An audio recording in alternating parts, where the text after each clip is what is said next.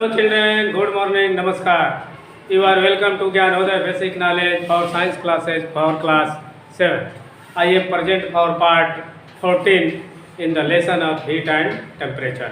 तो आइए क्लास 7 के हीट एंड टेम्परेचर लेसन में अगला टॉपिक है ऊष्मा का क्या प्रभाव होता है। ऊष्मा का प्रभाव का मतलब कि किसी वस्तु में, किसी पदार्थ में, किसी लकड़ी में, किसी लोहे में, किसी तेल में, चाहे पानी में, सोने में, चांदी में अगर हम हीट देते हैं, माने उसको गर्म करते हैं, तो उस पर क्या क्या प्रभाव होता है। गर्म करेंगे तो कुछ प्रभाव होगा ना। तो क्या क्या प्रभाव होता है इसी चीज़ के विषय में पढ़ना है, ठीक है ना। तो उसको हम कहते हैं कि ऊष्मा का क्या प्रभाव होता है, ठीक है ना। तो क्या प्रभाव होता है, देखिए पहला किसी वस्तु को ऊष्मा देने पर मतलब गर्म करने पर, आग जलाने पर, स्टोव जलाने पर, गैस जलाने पर यदि गर्म करेंगे किसी वस्तु को उस पर रखकर तो क्या होगा। पहला, पदार्थ की ताप में वृद्धि होगी। पदार्थ पहले रखेंगे तो ठंडा रहेगा, जब रखेंगे गर्म करेंगे तो क्या हो जाएगा, गर्म होगा, यानी ताप में उसकी वृद्धि होगी, तापमान उसका पहले से बढ़ जाएगा, बढ़ेगा ना। दूसरा, पदार्थ की अवस्था में परिवर्तन होगा। बहुत पदार्थ होते हैं, ठोस होते हैं जो पिघलने लगते हैं, परिवर्तन होगा कि नहीं होगा। बहुत ऐसे पदार्थ हैं जो थोड़ा सा बढ़ जाएंगे, जब पता नहीं चलेगा लेकिन कुछ न कुछ बढ़ जाता है, ठीक है ना। तो क्या होगा, पदार्थ की अवस्था में परिवर्तन होता है। तीसरा, पदार्थ में प्रसार होता है। प्रसार माने वृद्धि। जब गर्म करेंगे, जैसे लोहा को गर्म करके पीटते हैं तो बढ़ता है कि नहीं बढ़ता है। किसी लोहे के बैलून को ले लो, गोली को, और उसी के आकार का एक गोला लकड़ी में काट दो और उसी में उसको ऐसा डालो कि वो आ जाए चला जाए। फिर उस गोले को लेकर आग पर रखकर गर्म करो, और फिर उस गोले को जब उस होल में डालोगे तो क्या जाएगा नहीं। क्यों? उसका साइज बढ़ जाएगा। तो क्यों बढ़ेगा? इसी ऊष्मा को देने के चलते, हीट को देने के चलते, गर्म करने के चलते। इससे सिद्ध होता है ना कि किसी वस्तु को गर्म करते हैं तो उसका साइज, आकार में वृद्धि होती है, ठीक है ना। तो ये कहता है कि पदार्थ में प्रसार होता है। प्रसार मतलब वृद्धि होती है, फैलाव होता है, ठीक है ना। इस प्रकार क्या होगा, ऊष्मा का क्या प्रभाव पड़ता है। पहला, तो पदार्थ के ताप में वृद्धि होगा। दूसरा, पदार्थ की अवस्था में परिवर्तन होगा। तीसरा, पदार्थ में तीन कारण हो गए कि नहीं हो गया। हीट दिया है तो क्या क्या होगा। अब दूसरा, ऊष्मीय प्रसार क्या है। कहता है कि पदार्थों के ताप बढ़ाने पर उसके आयतन में प्रसार होना ऊष्मीय प्रसार कहलाता है। जैसे पानी को किसी भदेली में रखकर गर्म करें तो वो बढ़ेगा कि घटेगा? बढ़ेगा। देखिए डॉक्टर जब मलेरिया हो जाता है, टाइफाइड हो जाता है, कहता है कि पानी गर्म करके ठंडा करके छान के पीजिएगा। तो पानी जब पीते हैं ना तो देखिए पतला लगता है।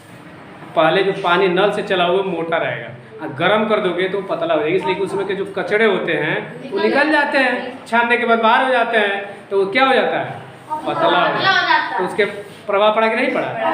तो वही कहता है कि पदार्थों के ताप बढ़ाने पर, यानी किसी पानी में हम आग पर रखकर, गैस पर रखकर, चूल्हे पर रखकर, स्टोव पर रखकर गर्म करेंगे तो उसके आयतन में प्रसार होना, उसमें प्रसार यानी उसका आयतन बढ़ता है, ठीक है ना। इससे साबित हुआ ना, ऊष्मा देने पर वस्तु का क्या बढ़ता है, आयतन बढ़ता है। तीसरा, ठोसों का प्रसार क्या होता है।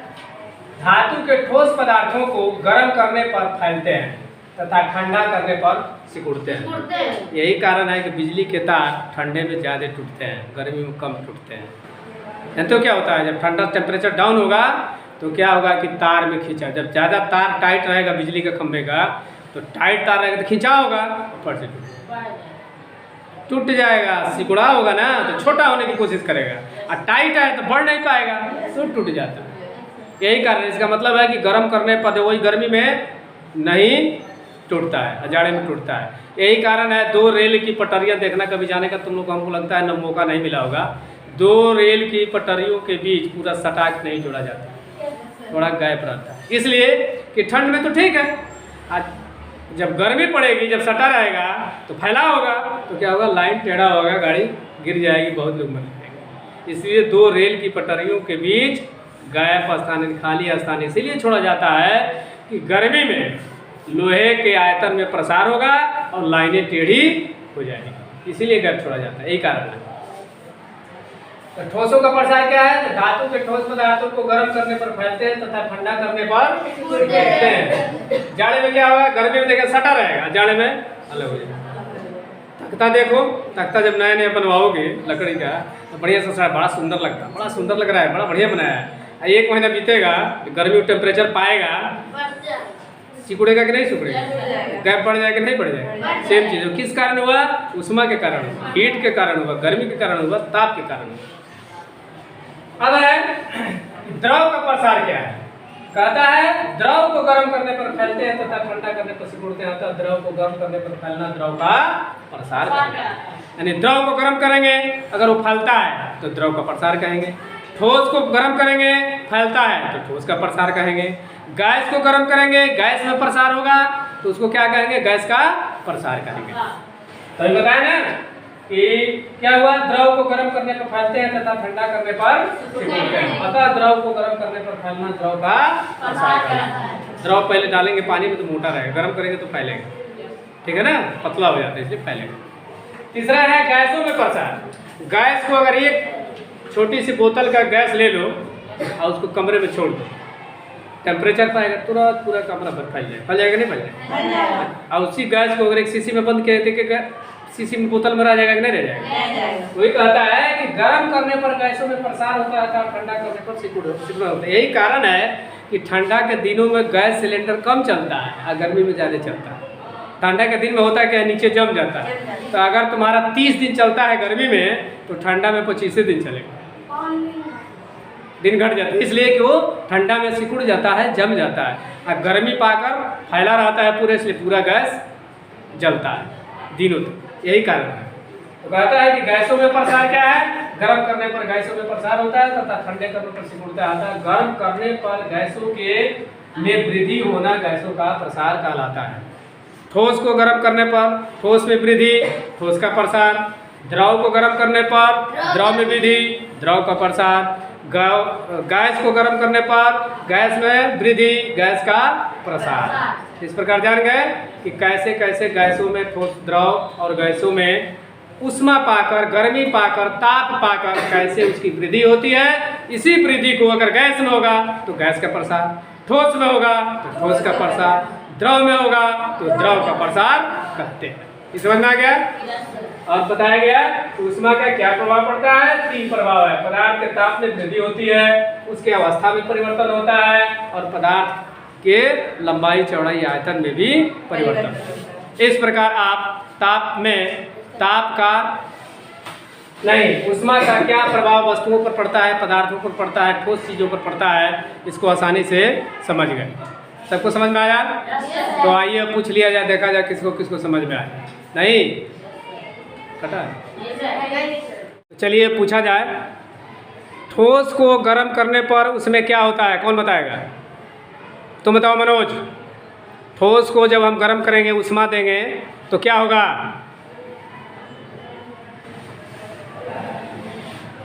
ज्योति, ठोस को गर्म करेंगे तो क्या होगा? जोगिंदर, गर्म करने पर फैलता है। कितना आसान चीज़ है, नहीं आ रहा है, खड़े हो गए। चलो बैठो। द्रव को गर्म किया जाएगा, पीछे श्याम, श्याम बताओ, द्रव को गर्म किया जाएगा तो क्या होगा?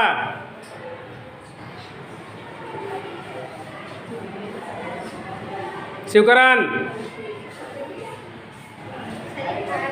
फैलता है। और क्या होता है? यही होता है। दुर्गेश, गैस को यदि ठंडा किया जाए तो क्या होगा? हाँ, सिकुड़ता है। उष्मा का प्रभाव पदार्थों पर कहाँ कहाँ पड़ता है? कौन बताएगा? किसी वस्तु को गर्म किया जाए तो क्या क्या परिवर्तन होता है? कौन बताएगा? दुर्गेश बताओ। पदार्थ की ताप में वृद्धि होती है। हाँ। पदार्थ की अवस्था में भी परिवर्तन होता है। हाँ। पदार्थ के प्रसार होता है। हाँ, 3 चीज़ होता है, ये सब नहीं बोल पा रहे हो। गैस का प्रसार, गैस को गर्म करने पर। अच्छा बताओ, ठंडा के दिन में सिलेंडर कम दिन चलेगा कि अधिक दिन चलेगा? ए बताएगा कौन, क्यों? एक आदमी बोलो, क्योंकि नीचे जमता है। क्यों जमता है? सच्ची। यही तो बताना है। ज्योति, क्यों जमता है? ठंड के कारण। हाँ, ठंड के कारण जम जाता है। तो अभी आपको पढ़ाया गया कि किसी भी पदार्थ में अगर ऊष्मा दिया जाए, ताप दिया जाए, तो उसके आयतन में, आकार में, आकृति में, अवस्था में वृद्धि होती है, प्रसार होता है, फैलाव होता है। ठीक है ना? चलिए ओके। जो लोग बताए उनको भी धन्यवाद, जो नहीं बताए उनको भी धन्यवाद। तो अभी आप लोग ऊष्मा का प्रभाव किसी वस्तु पर कैसे पड़ता है और उसमें क्या क्या परिवर्तन होता है, इसको बहुत ही अच्छे ढंग से, बढ़िया ढंग से जान गए। तो आइए, यदि यह ऊष्मा का प्रभाव किसी वस्तु पर की क्लास कैसी लगी, यदि आपको अच्छी लगती है तो मेरा चैनल, आपका चैनल, यूट्यूब चैनल को सब्सक्राइब करेंगे, वीडियो को लाइक करेंगे और अपने मोबाइल से दूसरे पर शेयर करेंगे, ताकि और लोग भी इस लेसन ऊष्मा का प्रभाव को बढ़िया से जान सकें, समझ सकें और अपने छोटे छोटे भाइयों को पढ़ा सकें। अब मैं मिलता हूँ नेक्स्ट वीडियो में, तब तक के लिए watching for video. Okay, Tata, नमस्कार, बाय बाय।